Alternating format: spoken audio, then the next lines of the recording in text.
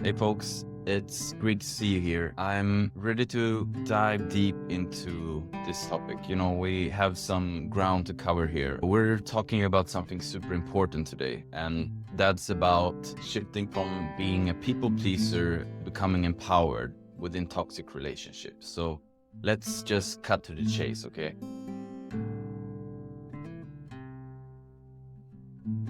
There's something we've all been doing, and it's about high time that we face this head on. Toxic relationships can drain the life out of you. It's typical that this happens to be.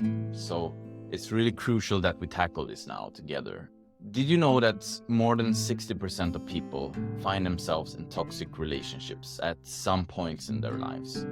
It's pretty startling, right? Have you ever wondered why we sometimes feel trapped in these kinds of dynamics? So I hope you're ready to shift from being a people pleaser into being empowered. Okay, here's the deal. We are talking about those moments where you feel trapped in toxic dynamics, always trying to please everyone but yourself. And it's like you're constantly walking on eggshells, right?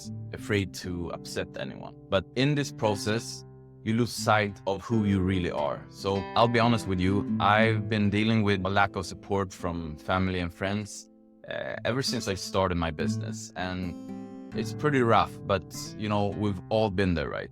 And when I was younger, I used to say yes to a lot of things which I didn't really want to, just to keep the peace, and it did take a toll on my mental health big time. Here's the kicker. I discovered by pleasing everyone else, I was losing myself, right? So here's a thought.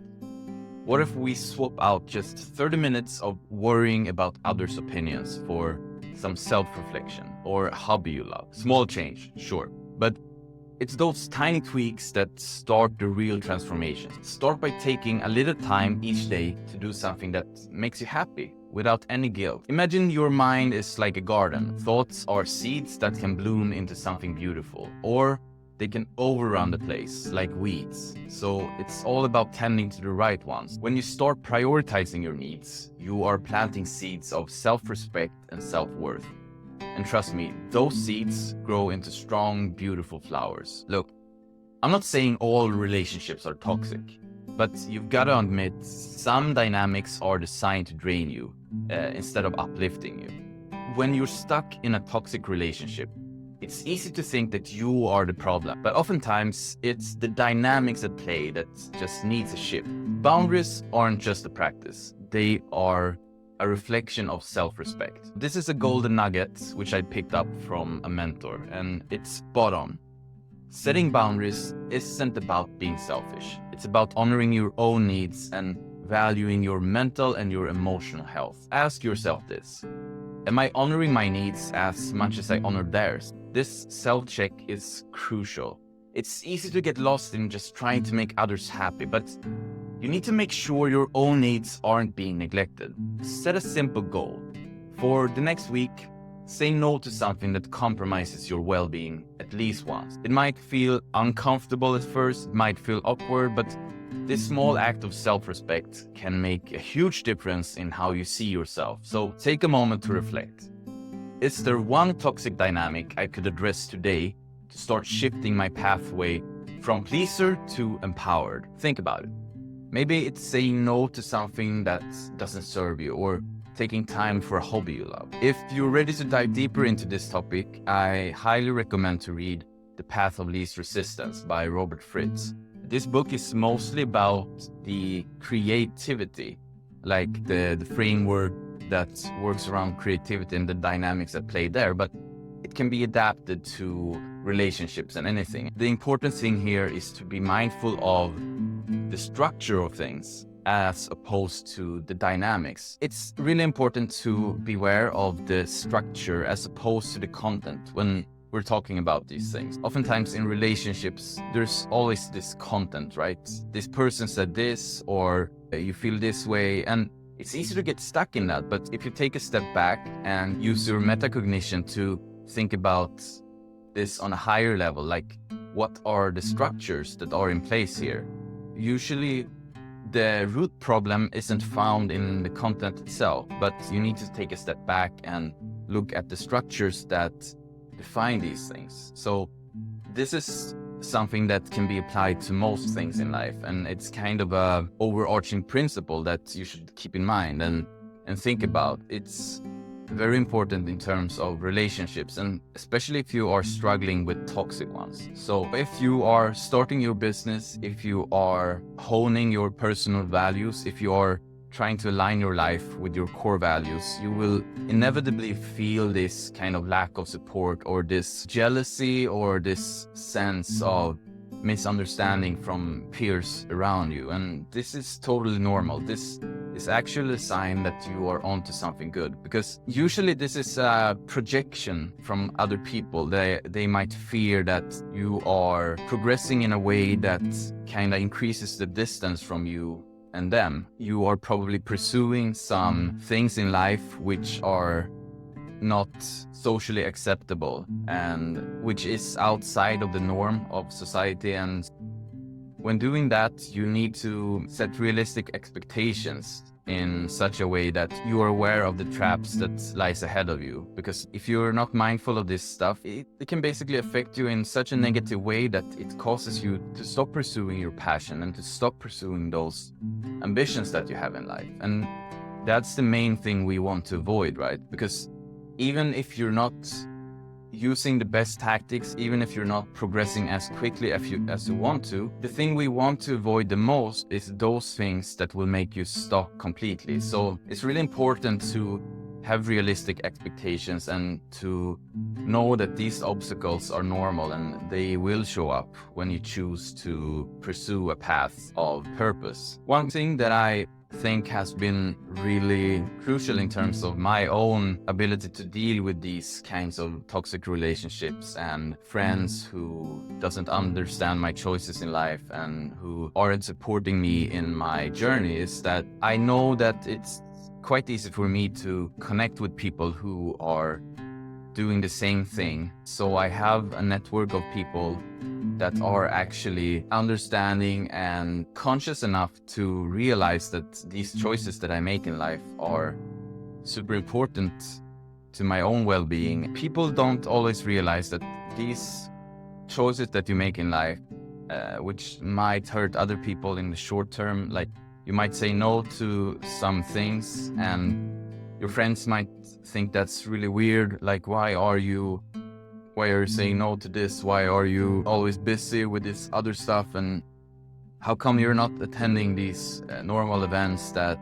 you did before? Like, oh, something is wrong with Isaac now. Like, he's not feeling good, or he's pursuing these things, which is really weird. So I'm worried and I'm fearful and maybe I'm jealous. There's a lot of these projections that you will have to deal with. And so realize that even though it might feel like it's your fault that these things happen, know that it's usually not that way. If you are supported by friends and family that wants the best for you, then they will accept these choices that you make and they will trust your innate ability to make these choices and pursue the things that are most important in life. It's so rare that we see people who are pursuing their passion and who has the guts, who has the discipline, and who has the vision to say no to everything else. Like, there's so many abstractions that we have in the society, and people from your past, like before you started to pursue this journey, they will inevitably try to bring you to their level. It's really scary for people to see someone they used to be close friends with take a very different road and just increase the disconnection between you guys. As that happens, like maybe you are growing, maybe you are working a lot with your spiritual practice and you're working a lot with your personal development, your personal growth, you're working with your business, doing the self-actualization thing, then people will see you as kind of an alien. When you finally make progress, it's not something which is inherently bad and something that you should let disrupt your path. So keep focus on that vision, keep focus on those goals, and make sure you make choices that are aligned with your core values. When you do that, even if you have to say no to a lot of people, even if you have to lose friendships, even if you have to say no to family events, I'd say go for it. Life's too short to just make choices based on other people. You can't let other people choose your agenda in life. Most people, they have an agenda for their relationship with you. They want to spend time with you because you are contributing to their positive energy. You are giving them an increase in happiness in their life. And sometimes maybe you are just helping to distract them. Maybe they are lonely and maybe they are reaching out to you and want to spend time with you to escape that loneliness. So you need to look inwards. When you make decisions, you need to ask yourself first, do I really want this? Because basically, if you say yes, what you are telling to yourself and what you are telling to other people is that, oh, I don't have anything more important going on in my life, so I'll just say yes to whatever comes up. But if you have a very clear vision and you have a very clear goal that you are working towards, it will become obvious that your priorities are set and you are working on those things relentlessly. And people, like healthy people who have done personal growth and are worth keeping as friends, they will inevitably understand it. They will understand the importance of this. I wouldn't say it's worth to just keep friendships and keep toxic relationships because you don't want to be lonely, or it's scary to do this journey alone. You need, first of all, to be pretty strict in terms of this. With your time, with your energy, with your creativity, with your mental resources, you need to learn how to say no so you can say yes to the things that really matters with you. Because whenever you say yes to something, that means you're saying no to something else. And if that thing you're saying no to is your own passion and your own vision, which should be the most important thing in your life that you're pursuing, then what can be more important to say yes to than that? And for what reasons are you saying yes?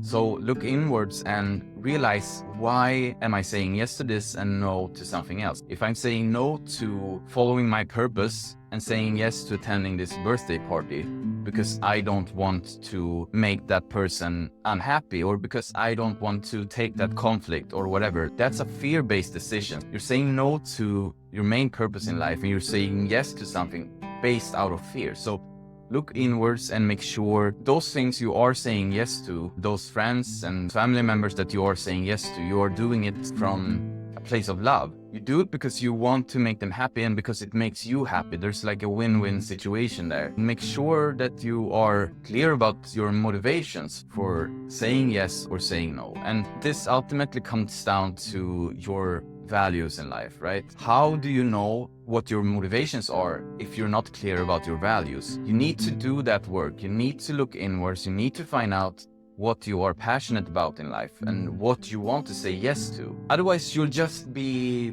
like a ship that travels by the wind to any destination. You don't know what your destination is. You don't know where you're headed. So you're just flowing aimlessly to wherever the wind takes you. And that's a recipe for disaster. Keep this in mind. I'm doing this bit of a rant now because I've been experiencing this a lot. I've had to say no to a lot of friendships. I had to say no so many times. Every week I have to say no many times. And I've had to learn how to do that. And I've had to practice it a lot because it was really difficult for me in the beginning. I wanted to say yes because of FOMO, fear of missing out. I wanted to say yes because I was afraid of conflicts. I didn't want any conflicts and I didn't want to be alone. I just wanted to fit in. But that all changes when you have a clear vision and you have self-worth and self-respect, and you know that what you're doing in life is the most important thing you should be doing. So it becomes really easy to say no, and you don't have to dread that. You don't have to feel bad about that. You just tell the truth. There's some people in my life that I've experienced which cannot handle the truth. I just tell them, you know, it would be nice to hang out, but actually I have all this creative energy and I want to work on this project right now. And some people, they don't understand that. They're saying like, what are you doing? Like, what's so important? You should prioritize meeting your family, or you should prioritize meeting your friend. It's like they have an agenda and they are trying to influence you in a way that serves them. Sometimes it's just done in an unconscious way, like they don't know exactly why they are doing it. But usually there's an agenda, like they're talking from their ego. Because if you meet people who's done a lot of spiritual work, who's done a lot of spiritual practice, and who's done a lot of shadow work and growth, that person will never tell another human being like, yeah, you should be doing this. Okay, you should be prioritizing this. I know some coaches haven't really understood this, and it's not something that they practice. But basically, you want to help the person you're coaching to do what's best for that person, right? To make choices that align with their core values and make choices that will ultimately make them happy and not regret their decisions in life. So